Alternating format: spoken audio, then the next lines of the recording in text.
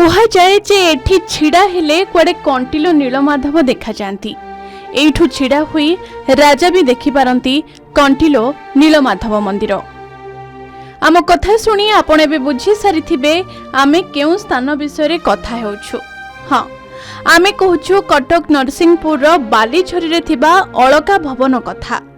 କଟକ ଜିଲ୍ଲା ନରସିଂହପୁର ବ୍ଲକ ସଦର ମହକୁମା ଠାରୁ ମାତ୍ର 15 କିଲୋମିଟର ଦୂରରେ ବାଲିଝରି ଗାଁ। ଗଡ଼ଜାତ ଶାସନ ସମୟରୁ ଏଠି ଏକ ଡାକ ବଙ୍ଗଳା ଅବସ୍ଥିତ। କାଳକ୍ରମେ ଗଣତନ୍ତ୍ର ଶାସନ ଆସିବା ପରେ ମଧ୍ୟ ଏହା ସରକାରଙ୍କ ପୂର୍ତ୍ତ ବିଭାଗ ଅଧୀନରେ ଅଛି।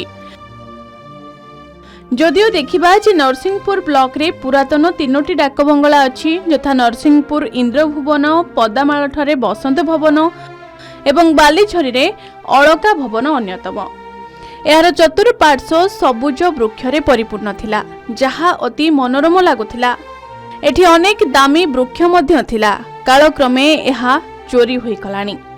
ଏହି ବଙ୍ଗଳାର ସ୍ଥିତି ପରଖିଲେ ଏହା ଅତ୍ୟନ୍ତ ସୁନ୍ଦର ଭାବେ ଗଢ଼ାଯାଇଥିଲା ବୋଲି ଆପଣ ବି ଦେଖିପାରିବେ।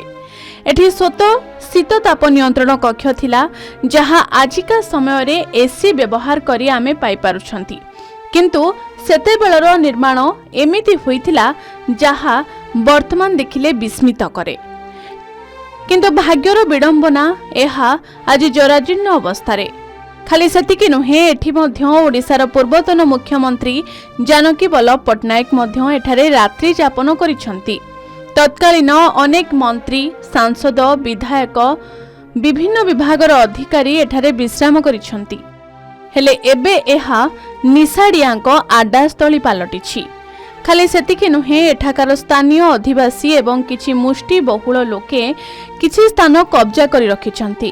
ଏହାର ଚତୁଃପାର୍ଶ୍ୱରେ ଥିବା ସୀମାର ସ୍ଥାନକୁ ଏମାନେ କବ୍ଜା କରିଛନ୍ତି, କିନ୍ତୁ ଯାହାର ମାଲିକାନା ଭାବେ ଏହାର ରେକର୍ଡ ପୂର୍ତ୍ତ ବିଭାଗ ନାମରେ ରହିଛି।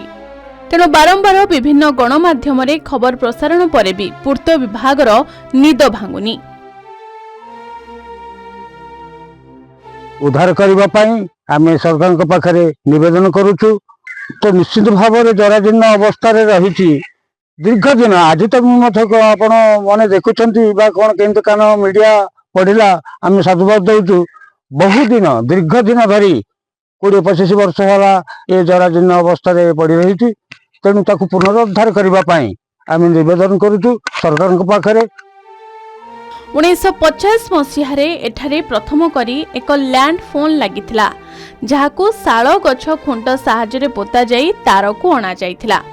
तेबे एभली प्राकृतिक मनोहर जोगाउथबा पुराणा परंपरा को पुणी उद्धार कराजिबाकू दाबी हेउछि।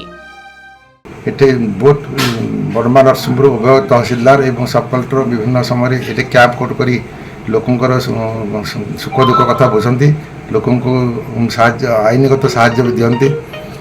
तेणु ये सब दृष्टिकोण ये लोकंकर सेवारे ये दीर्घ दिन ये बंगला आसी ये गोटे पर्यटन स्थल थिला एवं समय क्रमे यार रक्षणाबेक्षण दायित्व ठीक समय पूर्त विभाग न नवा फल ये ध्वंस पाई जाइए।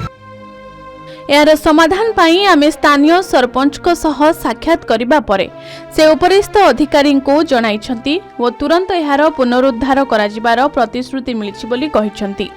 ओ परे बीडीओ को सह जोगाजोग परे से निजे आसी अनुधान परे पदक्षेप नेबे बोली कहिछंती। मु जराजीर्ण अवस्था अछि। मु सरपंच आसीबा परे सरकार को मध्ये जणाइथि। एबे मु सुनबा को पाउछि जे सरकार मध्ये किछ अनुदान देछंती। तेणु हा केमिति जल्दी हे पारिबो सेथिपई मु मध्ये आथरे सरकार को जणाउछि एवं आम ग्राम पंचायत तरफ आम अंचलवासी तरफ एवं मु सरपंच हिसाब रे सरकार को निवेदन करछे जे हा जल्दी यार पुनरुद्धार हे। तबे देखिबा को बाकी रहिला केबे हेउछि यार पुनरुद्धार वो केबे हटुछि जबरदखल वो केबे फेरिबो यार ऐतिह्य। कटक नरसिंहपुर तथागत विश्वाल रिपोर्ट के न्यूज ओडिशा।